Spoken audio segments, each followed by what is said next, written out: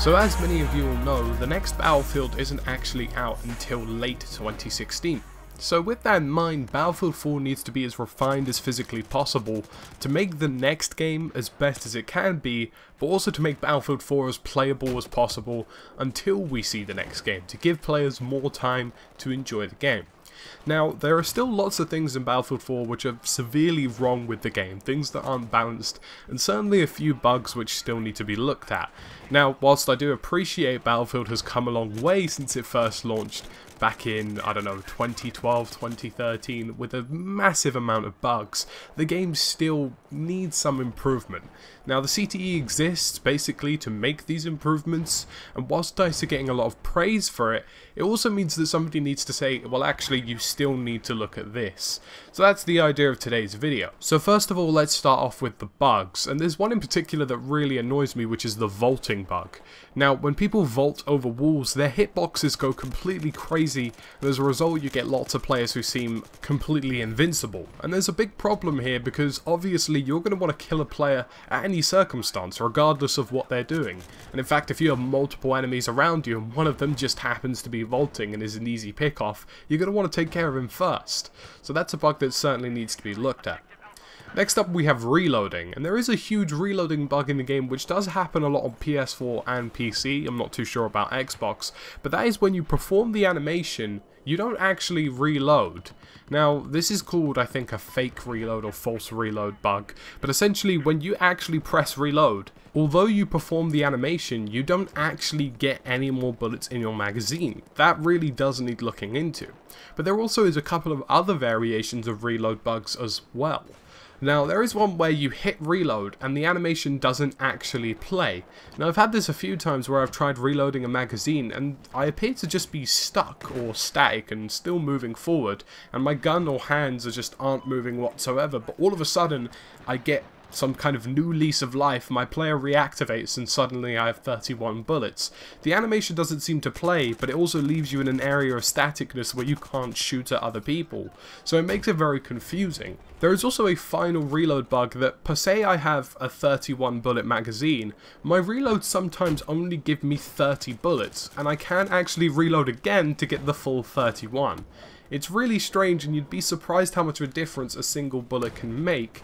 So I'd like to see that completely ironed out as soon as possible. Next up, let's talk knifing animations, and these things really bother me as well, because essentially when somebody performs a knife takedown or some kind of stab, the hitboxes again go completely crazy when they actually enter the animation.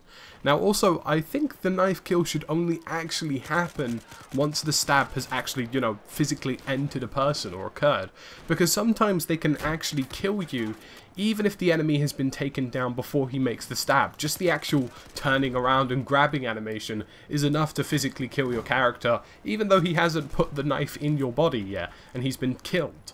It seems really strange, and it's probably just down to the way the game transmits data to one another, but I feel as though there should be some kind of cancellation immediately once the player has been shot at and killed as well. So that needs to be something, again, that needs to be looked at.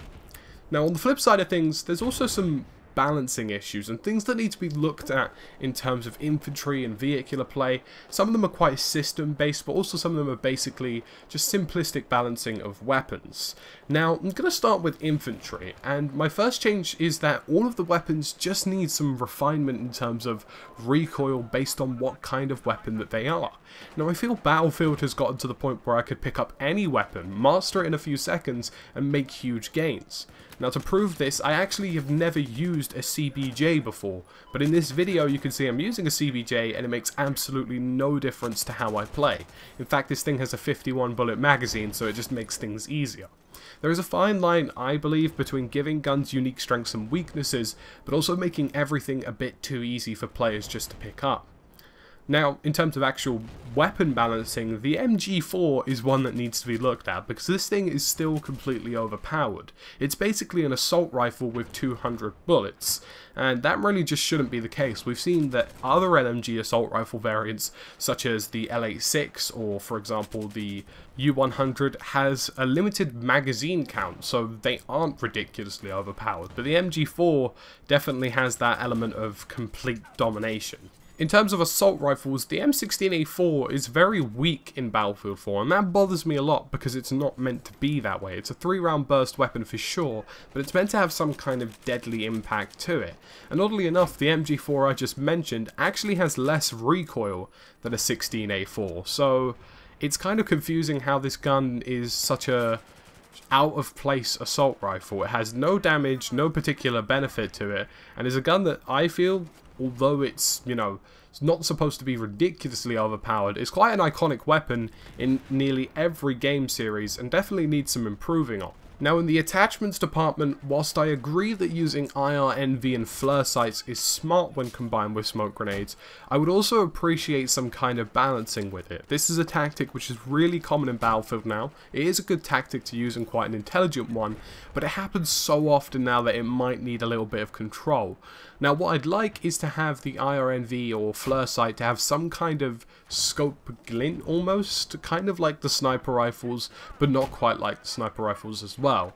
So rather than having some like white glint for the scope to have, maybe like a very subtle red glow or green or blue glow to the gun, just to show that yeah, somebody is looking at you with a flare or IRNV sight, so you can have some kind of tactical awareness rather than just running through the smoke and being instantly decimated. So whilst I appreciate the tactic, I also think it needs something that makes it just a little bit more fair.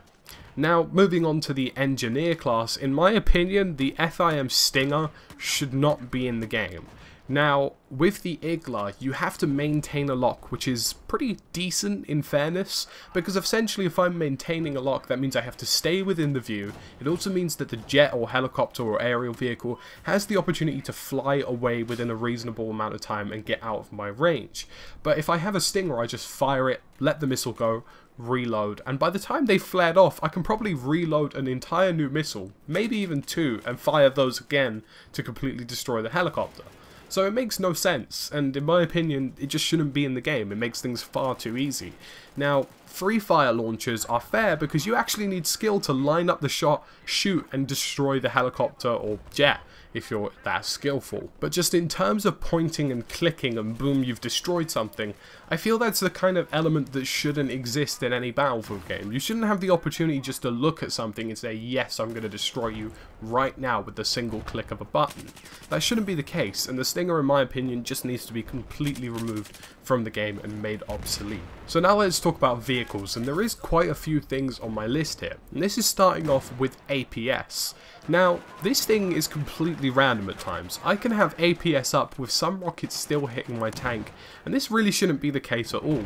Any kind of element of randomness really needs to be distinguished and kind of removed from the game in Battlefield. I've had lots of times where I'll be using APS, and I've taken, per se, a jet JDAM or probably a jet laser guided missile or maybe even a tank shell, and it's just gone through the system. I don't know how it happens, but it appears to be something which is reproducible, but not reproducible in the sense that it just happens every time you try, in the sense that it's a random thing that happens maybe once in every 50 attempts. But that's something, again, that probably needs looking into, because I feel as though if you have APS up, you should have that kind of sense of security that you're not going to be destroyed or not be attacked. Now, some rockets can deal pretty heavy damage, and you're going to want to be kind of tactically maneuvering yourself away from those rockets, but under a certain level of certainty that you're not going to be destroyed whilst moving away from them. Now, for some odd reason as well, flashbangs actually affect people in closed vehicles. So for example, a flashbang can actually disorientate a tank driver, which is, I don't know whether it's a bug, but it definitely needs something that completely removes that or changes that from the game, because it just shouldn't happen. You shouldn't be in a encased vehicle and be able to be flashbanged. It just doesn't make sense. Now, one huge problem I have with vehicles is mobility hits. Now, I don't quite know how these work, but essentially it seems pretty random, especially on aircraft. Now, in my opinion, no rocket lock-on from infantry should be able to deal mobility hit damage. Now, if I presume that mobility hits work based on where the missile hits the actual vehicle, say it has multiple hitboxes, or at least it should be that way if it isn't, there needs to be some more consistency. There have been far too many times where I've been flying low, minding my own business, and all of a sudden I've been hit by a Stinger or some kind of lock-on, or maybe even a jet lock-on. Now, this Stinger hasn't actually destroyed my vehicle, but its mobility hit has sent me spiraling into the ground, and as a result I will die anyway, regardless of whether or not it's not meant to kill my vehicle in a single shot. It basically has that ability, so that really needs to be looked at. Now, like I said, no ground lock-ons should be able to inflict mobility damage, but also positional damage as well. Now, as in where the missile hits, the effect it has needs reworking. I feel as though if a missile hits the underside of a helicopter, it shouldn't be able to deal some kind of mobility hit. It shouldn't have that sort of effect where it's a crushing blow. If it were to hit the tail or maybe the top of the helicopter, then I can understand it having some kind of mobility effect. But beyond that, I don't see how this system works. This leads me quite nicely onto my next point actually, which is the ECM and flares. With ECM again, it's like APS, it doesn't work every time and it's really painfully frustrating. But I found that missiles tend to spiral round the helicopter or jet and eventually hit it anyway. When you activate ECM, you suddenly send this missile that's coming towards you in some weird death spiral, and eventually it probably has the opportunity to damage your helicopter anyway. So what really needs to happen here is that the missiles need one direct detour away from the aircraft rather than just spinning it around. So essentially, if I were to pop ECM and a missile's coming towards me, I would expect the ECM to curve it in one set direction and let it fly in that direction and just explode naturally, rather than letting it twirl around my own helicopter until it does hit me, or if I suddenly move a little bit to the right and move into it.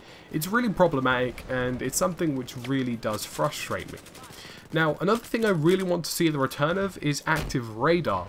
Now, active radar essentially means if you fly below a certain altitude, you can't be missile locked, and that was something I thought in Battlefield 3, which made jet flying incredibly fair, and helicopter flying incredibly fair as well. It means I could fly low to a certain altitude where I'd be able to stay safe behind maybe a small hill or a tree for a while, and then return to the action. That doesn't exist now, and certainly feels like something which should make a return. So before this video gets far too long, there's just a final few points I'd like to make.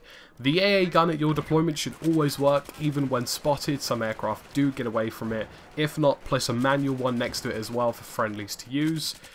Next one is to remove the AA tank completely from Battlefield. It does not serve any place in the game. It's just a point and click kill machine. It shoots down aircraft with literally any minimalist kind of skill.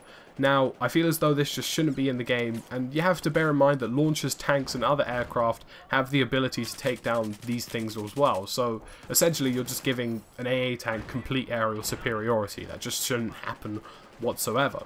And finally, C4 and slam jeeps. Now, this is a huge controversial topic. Some people love them, some people hate them, but in my opinion, if you want to do it, it's okay, as long as you aren't doing it the entire game like a really annoying douchebag, but that happens quite a lot. But essentially what I think should happen is that if you place an explosive on a buggy and you want to use it in that manner, it should lower the health of that buggy to about 20 damage.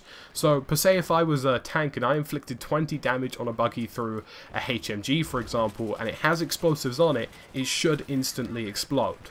The explosives placed on the vehicle should affect the actual health that the vehicle has, because you are equipping a highly explosive material onto something which is moving. If it takes damage, it's very simplistic. It should blow up. So guys, that's it for today's video. Basically, a ton of fixes and things that I think should be improved. Of course, we do have CTE, lots of patches coming in there, which could look at these things. But that's about it. If you see anything that you think is right or wrong, add it in the comment section down below, because I kind of want to build an expansive list of fixes even, that I kind of want to send to the developers and say, look, these things need to be looked at if you really want to improve Battlefield 4. That's it for today's video, guys. As always, thank you for watching, and I'll see you again in another Battlefield 4 video.